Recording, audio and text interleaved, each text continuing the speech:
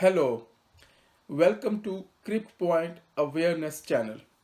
My name is Syed and today I want to talk about RAM and RAM trading. But please first look at the disclaimer and remember that this is an awareness channel. Let's now talk about RAM and the RAM trading. In the EOS ecosystem, you need three resources to do anything in the network. If you want to do any transaction in the network, then you need these three resources. You need CPU resources, you need network bandwidth, and then you need RAM. Now, there is no trading about CPU resources and network bandwidth. You can simply stake them. But in the case of RAM, the system allows RAM trading and it has been introduced recently in the last stages of the code development. And this is a very strange thing. In my viewpoint, it is really a wrong thing to do any kind of RAM trading. It is not ethical to introduce RAM trading in the system because we do not have CPU trading, we do not have bandwidth trading. Why do we need RAM trading?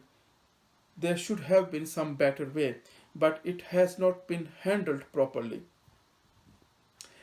I am thinking that it was a mistake to introduce RAM trading.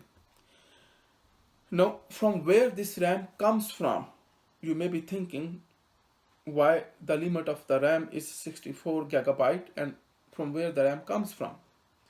Now it may look strange, but these RAM resources, they comes from the physical RAM provided by the network.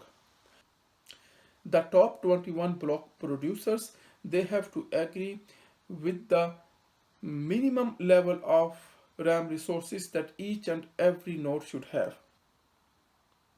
Today, these block producers, they have agreed that the minimum RAM that every node in the mainnet should have is 64 gigabyte. So now every node in the mainnet, and I mean every node from the 21 block producers, whether it is a full node or whether it is a block producer node, these all nodes have 64 gigabyte of physical RAM, and then they can provide this RAM to the rest of the EOS community. Now, this is a huge conflict of interest that these block producers, first, they are the responsible to provide this RAM resources to the rest of the EOS community. But what they are doing, they are involved in the market manipulation. Yes, this is purely market manipulation, that they are first providing these resources to the rest of the community, but before the community can do anything, they themselves buy these resources. Yes, who are buying these RAM resources? It's not the rest of the community that is buying these RAM resources.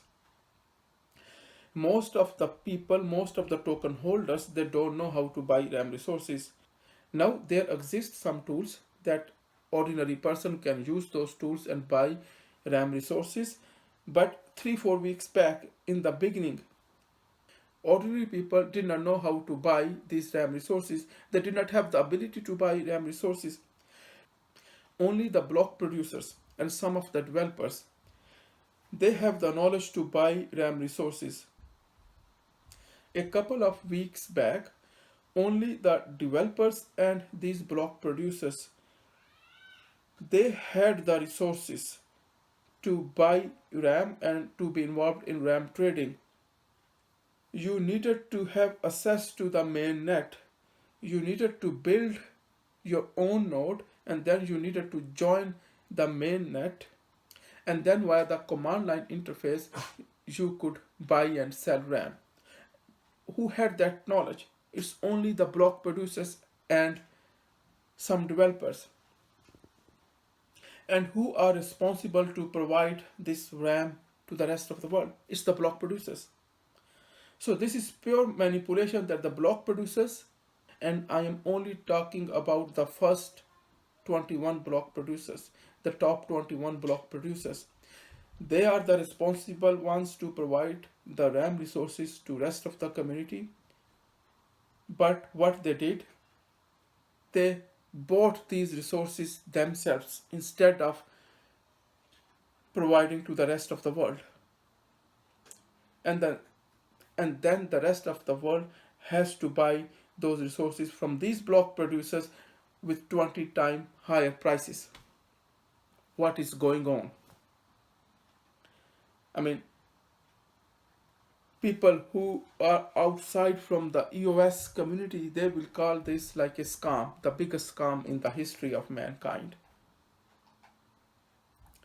And it is conflict of interest.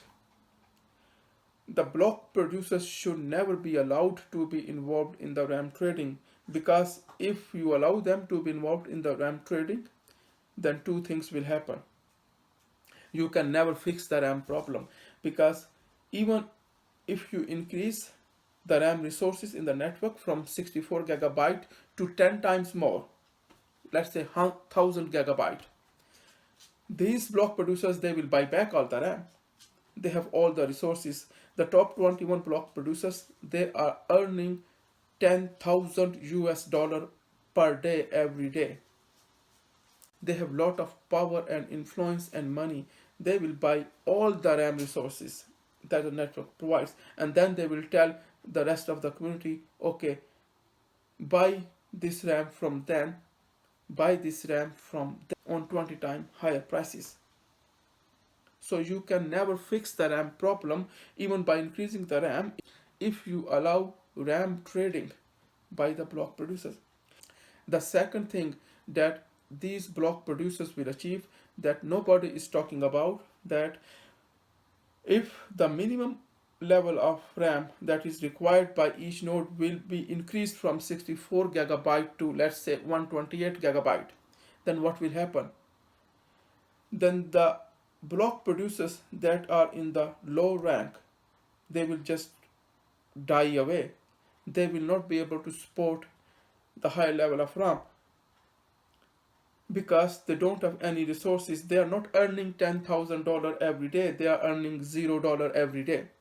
So what they will achieve, what these 21 block producers are going to achieve from this RAM trading, they are going to achieve two things.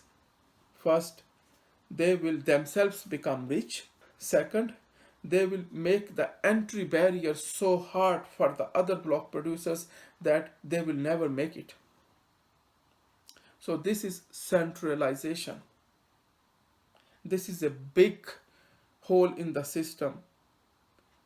I think the whole RAM problem needs redesigning, rethinking. Otherwise, I don't know what's going to happen with the EOS. In the real world, this is called market manipulation. It is called crime. This is a big crime. And if an ordinary company does this kind of crime, their business will be banned. Their business will be banned. They will be stopped.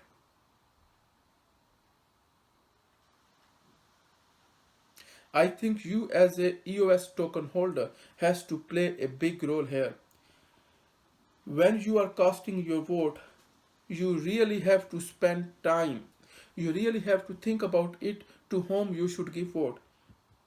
There are 400 block producers.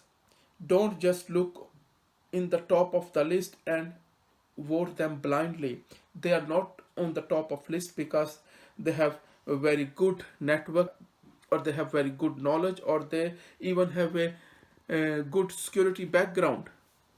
So as an EOS token holder, when you are going to cast your vote, please go through all of these 400 block producers. Look into their websites, look into their team members, read their CVs, read their LinkedIn profiles, and then you cast vote. Now, I know one block producer from Sweden is swedencornet. Swedencornet.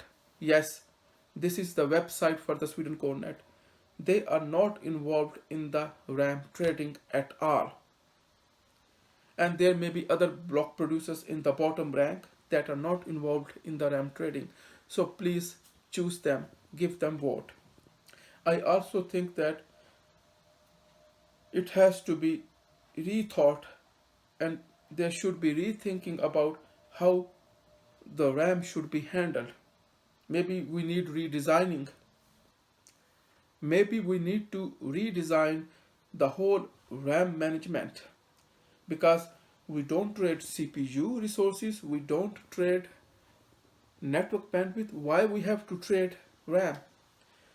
I think this was probably a loophole created into the system, maybe intentionally.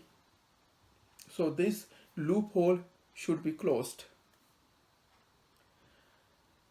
So this is all I wanted to talk about it. Maybe we will have more discussion about this in the future. Please join CryptPoint Awareness channel. We will be making these kind of videos in the future in order to ensure that the EOS community understand what's going on, why the RAM prices are increasing, why this market manipulation is happening, and there are many more things. So please join us. Please join the channel and see you next time. Bye bye.